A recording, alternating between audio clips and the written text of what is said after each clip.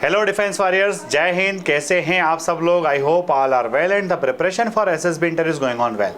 Dear students, PPDT जो आपके SSB का बहुत ही इंपॉर्टेंट पार्ट है, इसकी प्रैक्टिस हम लोग लगातार कर रहे हैं और इससे आपको बेनिफिट भी मिल रहा है। आज के वीडियो में जो पिक्चर आने वाला है, कई बार ऐसा होता है कि बच्चा पिक्चर देख करके एकदम ब्लैंक हो जाता है कि सर क्या लिखूँ, कुछ समझ में नहीं आया।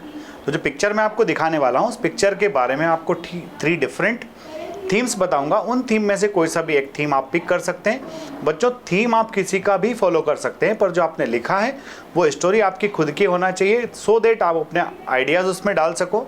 और जब आप स्टोरी नरेट करो तो आपका रटा हुआ ना हो, और जब डिस्कशन में पार्टिसिपेट करो तो आप अपने आर्ग्यूमेंट्स के साथ में खड़े रह सको। तो प्यारे बच्चों, जब आप पीपीडीटी के लिए जाएंगे तो आपको 30 सेकंड्स के लिए पिक्चर दिखाया जाएगा।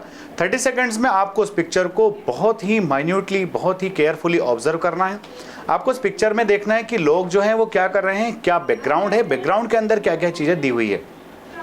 जब आप इतना सब कुछ ऑब्जर्व कर लेते हैं, उसके बाद में आप वहाँ नंबर ऑफ़ कैरेक्टर्स काउंट कर लीजिए, कितने लोग हैं, नंबर ऑफ़ कैरेक्टर्स को ध्यान में रखिए।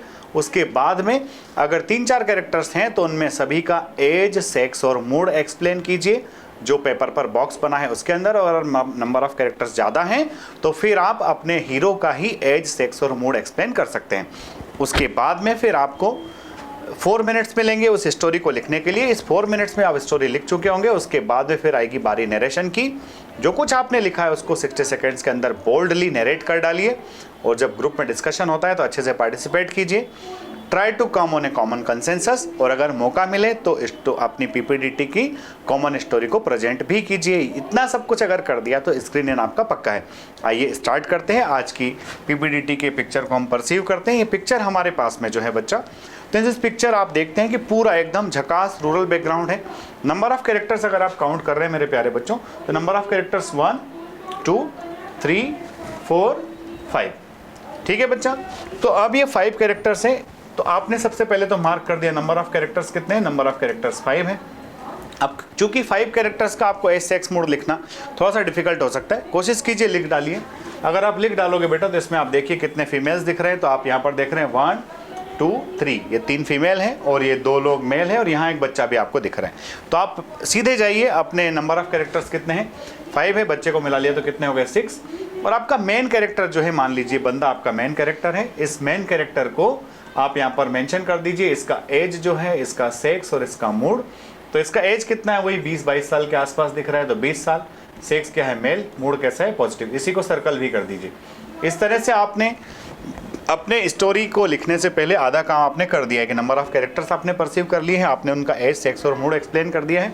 अब क्या स्टोरी लिखोगे, तो आप देखोगे बेटा, स्टोरी लिखोगे कि जो आपका मेन हीरो है ये मोहन है, और ये मोहन आपका जो है एक तरह से आपका ट्राइबल बेल्ट से बिलोंग करता था। ट्राइबल बेल्ट से बिलोंग करने वाला ये बच्चा है, और ये बच्चा अपने कॉलेज में पढ़ता है।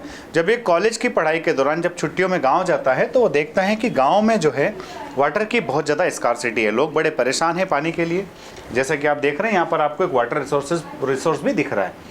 तो आप इस बच्चे की मदद से, इस वाटर रिसोर्स की मदद से, ये खेती किसानी की मदद से कितना अच्छा स्टोरी लिख सकते हैं। तो सबसे पहला तो ये कि उसके विलेज में वाटर का बड़ा स्कार्सिटी था। वाटर जो है वहाँ लोगों के लिए बड़ी प्रॉब्लम थी। तो वो उस वाटर रिसोर्स की जो प्रॉब्लम है उसको सॉल्व करने के लिए कहीं ना कहीं अपने फादर के साथ डिस्कस करता है। और जब उसके फादर के साथ डिस्कशन करके उनका प्लान उसके फादर अप्रूव करते हैं, तो वो वहाँ पर गांव के कुछ लोगों के साथ मिल करके गांव की जो हिली एरिया टेरेन था वहाँ पर छोटे छोटे पॉन्ड्स बनाते हैं।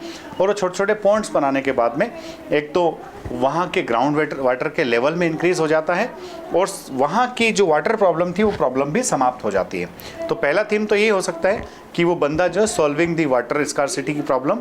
दूसरा थीम क्या हो सकता है, दूसरा थीम ये हो सकता है कि चूंकि मोहन है, अब कॉलेज का स्टूडेंट है, कॉलेज में पढ़ता है, फर्स्ट ईयर सेकंड ईयर जो भी आपको बताना है वही आपके ट्राइबल बेल्ट का बंदा है।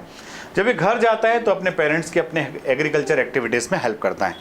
पेरेंट्स, उसने देखा कि जब वो वहाँ छुट्टी गया हुआ है तो उसके खेतों में बोनी शुरू हो चुकी है, और वो जब सीड सोइंग कर रहे हैं तो वो अपने घर से पेरेंट्स को ला करके सीड देता है। साथ ही उन सीड्स में पेरेंट्स को ये भी एक तरह से हेल्प करता है कि अगर हम इन सीड्स में पहले से ही फंजीसाइड्स डालेंगे तो फंजीसाइड्स को डालने से इन सीड्स का जर्मिनेशन जो है वो सही से हो पाएगा। ये सीड्स ज़मीन में डले सड़ेंगे नहीं। इस तरह से वो पेरेंट्स की वहाँ पर भी मदद करता है। तो ये सेकंड थीम हो गई कि helping parents in their agriculture work.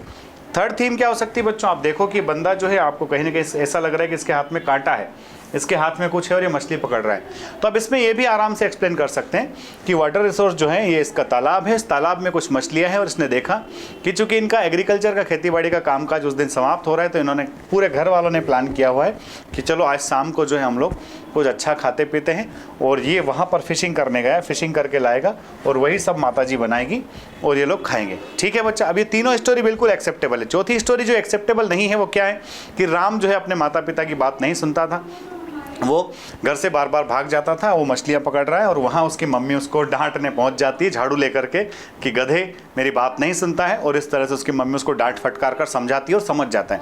अगर ये स्टोरी लिखी है तो करेक्ट फेल है बंदा। और बाकी तीनों स्टोरी में से किसी भी स्टोरी को अगर आपने प्रॉपर अपने आइडियाज़ अपने थॉट्स के साथ वहाँ एक्सप्लेन कर दिया, डेफिनेटली आपका स्क्रीन इन तो पक्का है।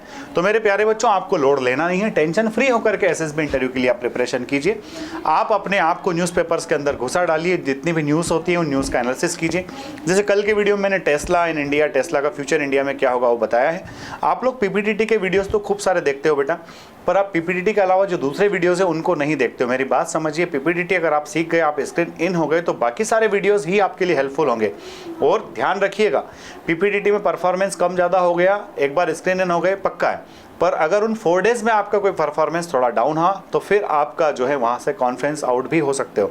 इसलिए आप अपने लेक्चरेट, अपने जीडी और बाकी सारे कॉमन जो इन्फॉर्मेशंस होती है उनकी ठीक तरीके से प्रिपरेशन कीजिए। Definitely you will be recommended. जय हिंद, जय भारत, इंकलाब जिंदाबाद, भारत माता की जय।